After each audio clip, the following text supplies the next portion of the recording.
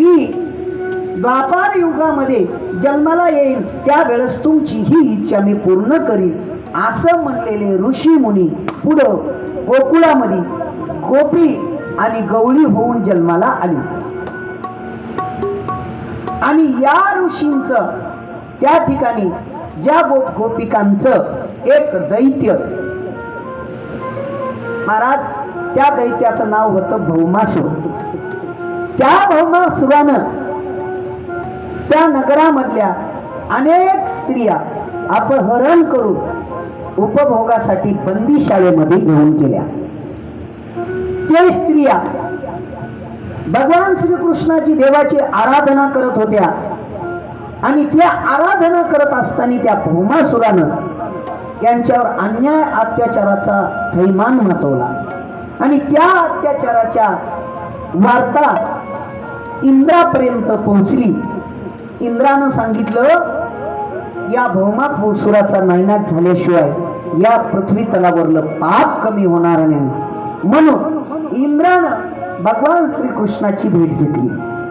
सांगितलं हे द्वारकाधीश, या भौमासुराचा थैमान या पृथ्वी तलावर जास्तच झालाय म्हटल्याच्या नंतर भगवान श्रीकृष्णानं म्हटले आता इथून पुढचं काम मी करतो.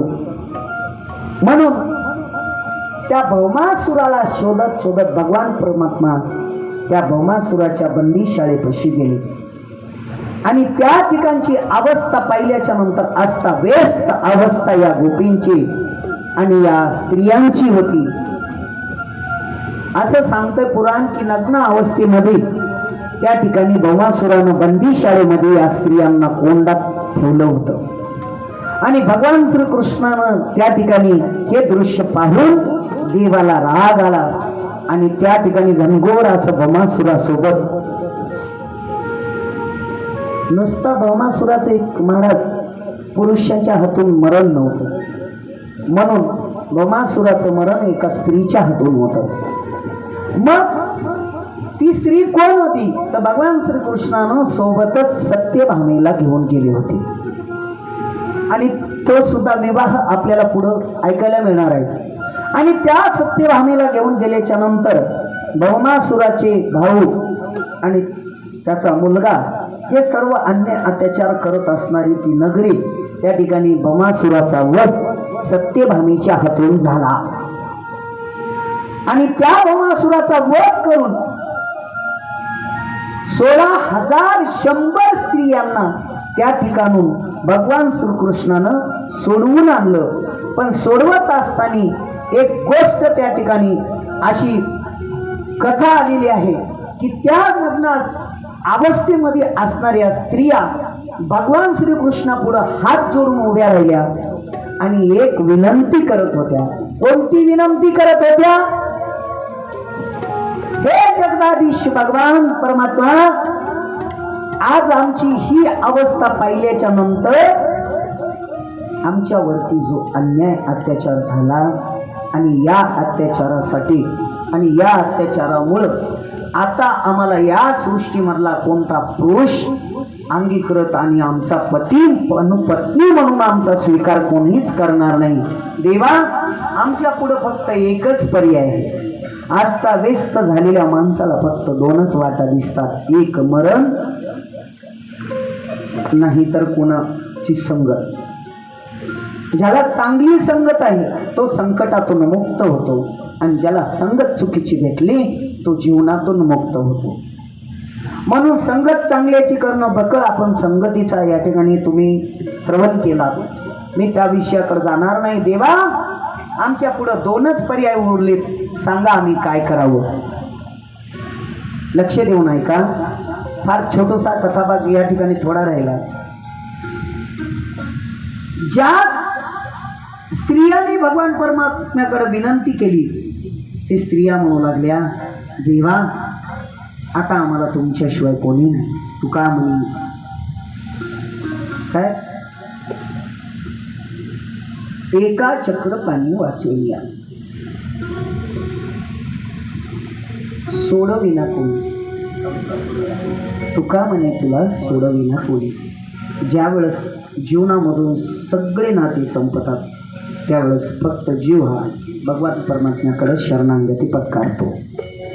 सगळे जवळ असतात तेव्हा भगवान परमात्म्याची कधीच आठवण येत नाही. त्याने याप्रमाणे ते गवळणी डोळ्यामधून अश्रू येत आहेत आणि भगवान परमात्म्याला एकच विनंती करतात, देवा आम्हाला या 2 गोष्टीपैकी पर्याय सांगा, आम्हाला कोण स्वीकार करणार. त्याने याप्रमाणे 16,100 स्त्रियांचा भगवान परमात्म्यानं पत्नी स्वरूपामध्ये स्वीकार केला आणि ते लग्न त्या ठिकाणी भगवान परमात्म्यानं फक्त अंगीकरण केलं आणि पत्नीचा दर्जा दिला, उपभोग नाही. जे कोणी सांगत असतील 16,108 बायकांचा उपभोग भगवान परमात्म्यानं घेतला, हे चुकीचं आहे महाराज. तुका म्हणे नटधारी भोग भोगुनी ब्रह्मचारी. एवढ्या पत्न्या जरी असल्या तर फक्त 8 पत्नी सोबत विवाह करून म्हणजे परमात्म्यानं या ठिकाणी विवाह मान्य केला.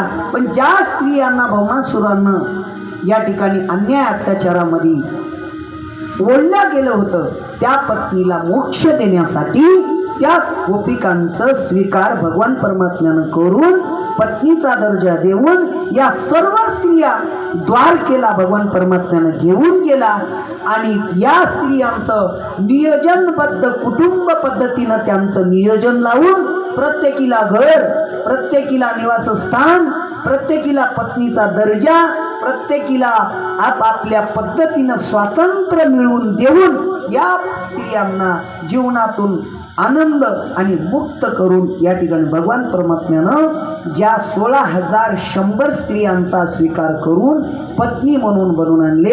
बोली गोपाल कृष्ण भगवान की. या ठिकाणी 16,000 पत्न्या कशा झाल्या हे या ठिकाणी वर्णन आलेलं आहे. चला पुढं. या ठिकाणी आता तुम्हाला 16,100 कळाल्या. आता तुम्हाला काल रुक्मिणी सोयीवर पण कळालं. आता तुम्हाला उरलेले 7 विवाह भगवान परमात्म्याचे कसे झाले या ठिकाणी कथा आपल्याला श्रवण करायला मिळणार आहे. तत्पूर्वी तुम्ही टाळ्या वाजवा जोरात टाळी. गोपाल कृष्ण भगवान की जय जय श्री राधे श्याम.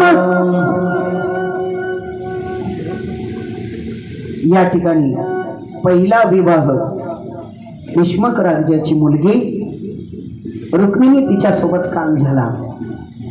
कसा झाला महाराजांनी